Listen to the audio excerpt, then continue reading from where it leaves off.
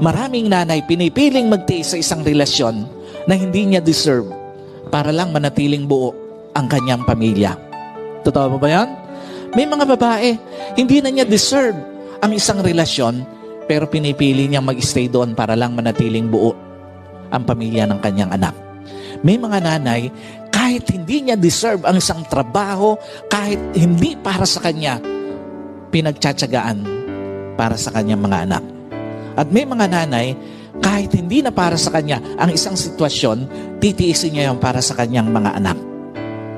Alam niyo po, kaya nga sobrang lungkot na maraming nanay, sa halip pagmamahal ang isukli ng anak, sakit ng kalooban ng tinatanggap mula sa mga anak.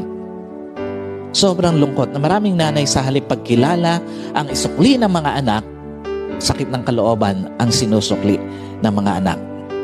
At maraming nanay,